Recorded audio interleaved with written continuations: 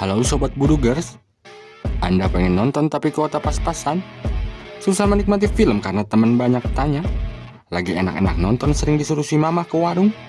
Atau cuma bisa bengong pas teman ngobrolin film? Selamat datang di Gatel Film.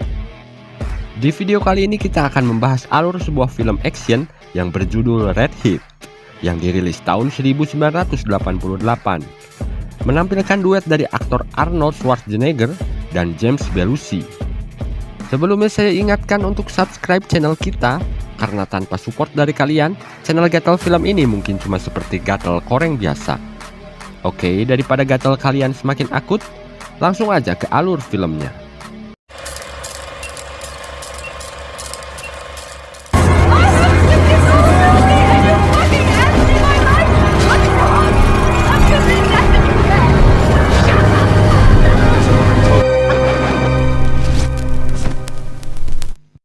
Di suatu kesenjaan sore, tepatnya di Moskow, Rusia, Kapten Ivan Danko dan rekannya sedang mempersiapkan aksi pencidukan di sebuah bar. Di bar tersebut, diketahui tengah diadakan botram antara bos mafia kelas kakap yang bernama Viktor Rosta beserta anak buahnya. Dengan berseragam lengkap, Ivan pun masuk seorang diri ke dalam bar tersebut. Layaknya guru killer yang baru memasuki kelas dan seketika memadamkan keributan murid, kedatangan Kapten Ivan pun membuat si isi bar mendadak hening.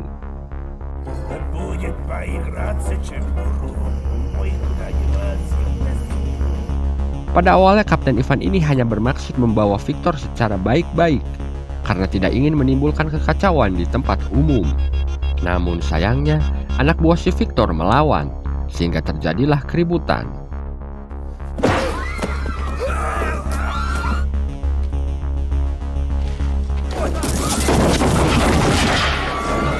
Di tengah keributan tersebut, Viktor berusaha kabur sehingga memaksa pasukan Ivan untuk melakukan pengejaran. Baku tembak pun terjadi.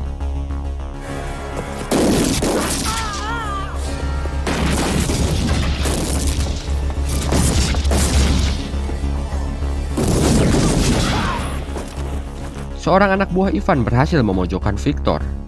Namun,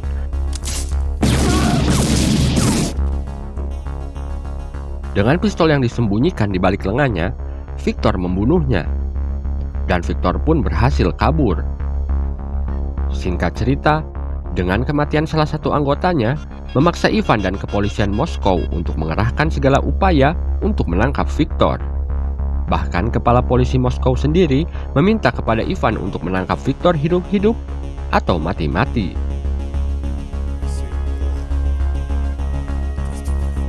1 bulan berlalu, kita beralih ke kota Chicago, Amerika.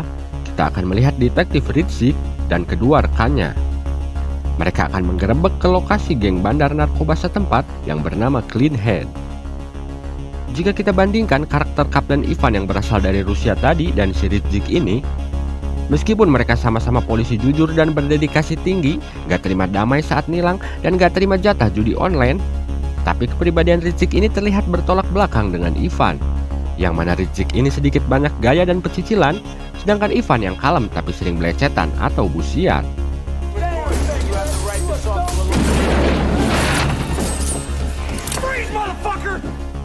Beralih ke si bos mafia, yaitu Viktor Rosta, yang ternyata berhasil kabur ke Amerika. Terlihat ia sedang melakukan negosiasi bisnis dengan mafia kulit hitam yang paling berkuasa di kota Chicago. Di sini Viktor ternyata berencana untuk mengalihkan bisnis kokainnya ke Amerika. Dikarenakan bisnisnya yang di Rusia sudah tercium dan diacak-acak kepolisian Moskow. Namun sayangnya, di tengah perjalanan pulang, Viktor melakukan sebuah kebodohan kecil. Ia tertangkap melanggar lampu lalu lintas dan ia tak mampu menunjukkan identitasnya. Sehingga ia pun dicap sebagai imigran gelap dan mengharuskannya untuk diekstradisi kembali ke Rusia.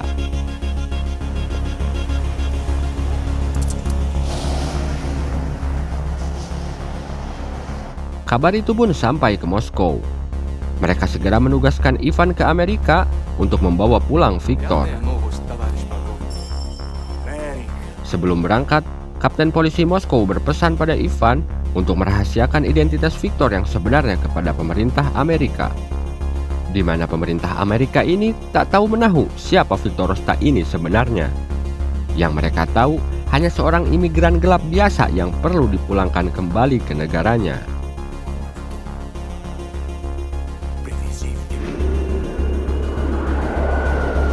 Ivan pun akhirnya tiba di Chicago. Di sana sudah standby Ritzik dan rekannya untuk menyambut dan mengantarkan Ivan. Selaku perwakilan kepolisian Chicago yang baik, rekan Ritzik ini terlihat sopan pada Ivan. Tetapi Ritzik yang memang sedikit badung dan nyentrik menunjukkan bahwa ia tidak suka dengan kedatangan Ivan ke Amerika. Ritzik mengatakan bahwa awalnya ia berpikir yang ia sambut hanyalah petugas polisi biasa, bukanlah polisi berpangkat tinggi seperti Ivan. Ritzik curiga untuk apa polisi berpangkat kapten ini datang khusus untuk menjemput tahanan imigrasi biasa seperti Victor Rosta. Tetapi Ivan yang berotot kekar tentu saja tak berbicara sepatah kata pun. Sesampainya di penjara, Ivan pun segera diantar ke sel tempat Victor ditahan. Di sana ia menggeledah barang-barang milik Victor dan menemukan sebuah kunci misterius. Tetapi Victor yang mana seorang bos mafia dan buronan kelas atas tentu saja sudah terbiasa diinterogasi seperti itu. Ia pun tetap tutup mulut. Bahkan Ritzik pun sampai emosi dibuatnya. Ia pun semakin curiga dengan jati diri sebenarnya si Victor ini.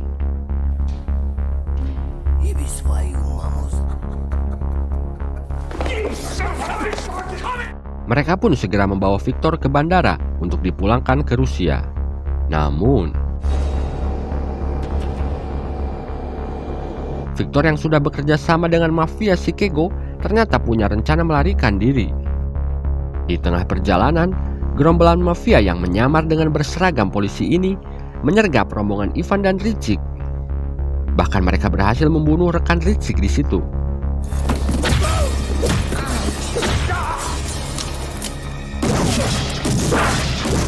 Mereka yang tak siap dengan serangan dadakan ini dibuat tak berdaya.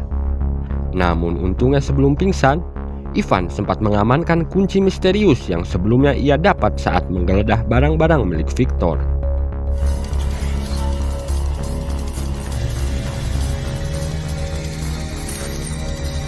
Insiden berdarah itu segera membuat kepolisian Chicago mengambil tindakan.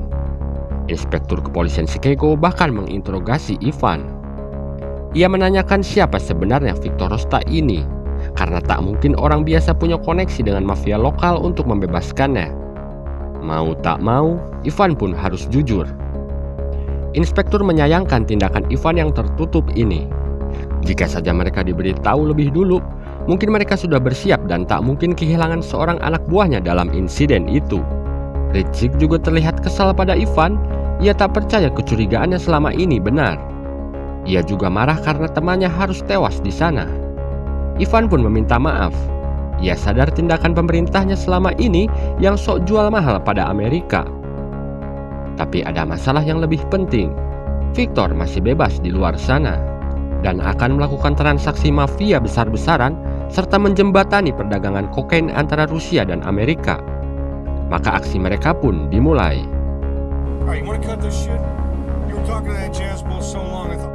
Mereka segera menuju ke rumah sakit, di mana di rumah sakit itulah anggota mafia yang selamat dalam baku tembak tersebut dirawat. Ivan dan Ritzik berniat untuk menginterogasinya perihal operasi apa yang akan dilakukan Victor di Amerika. Namun sayangnya, ternyata seorang anak buah Victor yang menyamar sebagai suster sudah membunuhnya. Maka tembak-menembak pun terjadi.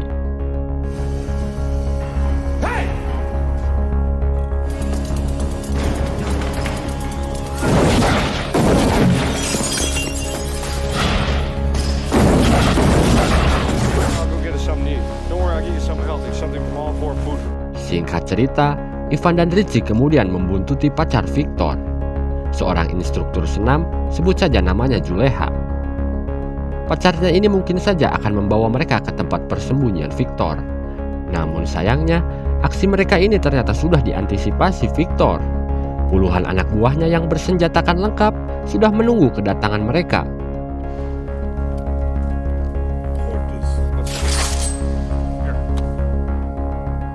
Tapi Victor ini tak bermaksud membunuh mereka.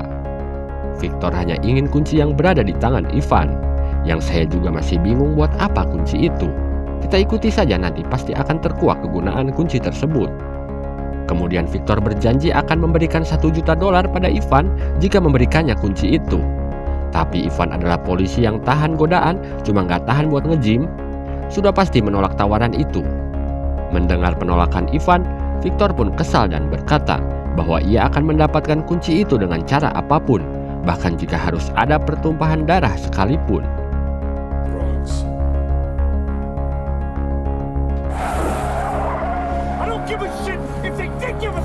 Sepulangnya dari penyergapan itu, Ivan dan Ritchie terlihat sedang mengobrol di sebuah kafe.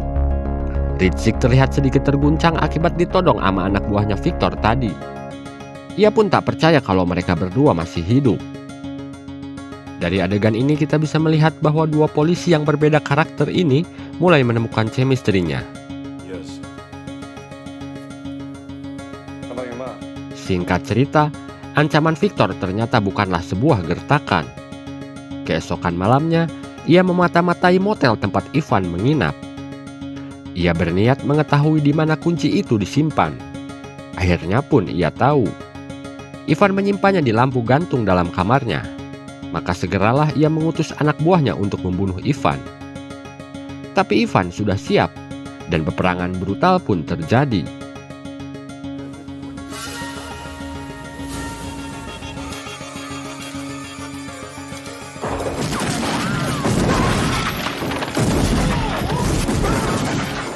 Di saat Ivan tengah sibuk meladeni anak buah Victor, Victor pun memanfaatkan situasi ini, dan ia pun berhasil mendapatkan kunci itu di lampu tersebut, dan kembali kabur.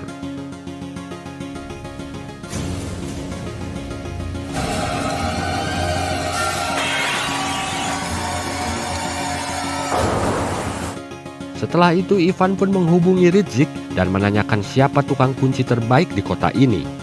Ivan bermaksud mencari tahu soal kunci milik Victor tersebut.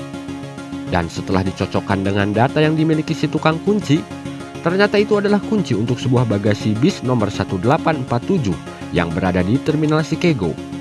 Ivan pun dengan instingnya menyadari bahwa kunci itu digunakan untuk membuka bagasi bis, yang kemungkinan di dalamnya terdapat kokain yang akan Victor susupkan ke Rusia. Maka Ivan dan Ritchie pun bergegas menuju terminal bis Chicago.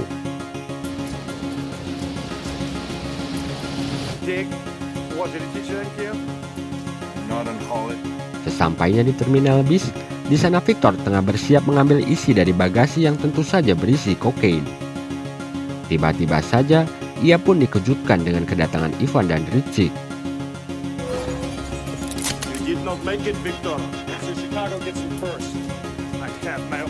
Tapi entah apa yang mereka pikirkan. Terjadi perbedaan pendapat dan peradu congoran antara Ivan dan Ritchie. Ivan ingin Victor ditangkap dan dipenjarakan di Rusia, sedangkan Ritchie ingin Victor dipenjara di Amerika karena telah membunuh petugas polisi Amerika. Gara-gara inilah Victor akhirnya kabur lagi.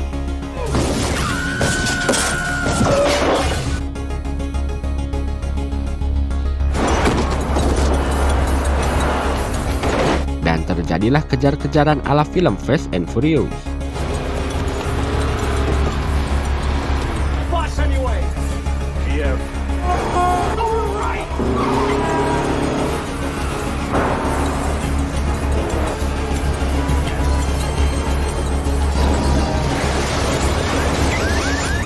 Akhirnya setelah pengejaran yang penuh ketegangan, Ivan pun berhasil membuat Victor terpojok.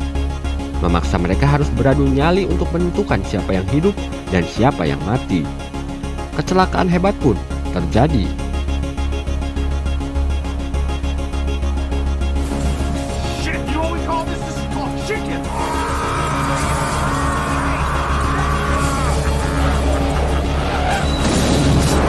Dan akhirnya dengan gaya koboi, Victor pun berhasil dihabisi.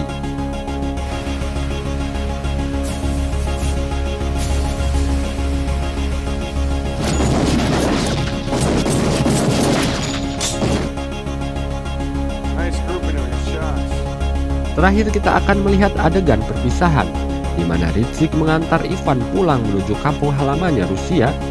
Mereka terlihat sudah berbaikan, Dan yang lebih penting lagi, mereka berhasil menghentikan bos mafia yang telah mencemari kehidupan anak muda dengan kokain. Sebagai tanda persahabatan, mereka pun saling bertukar jam tangan. Itulah endingnya.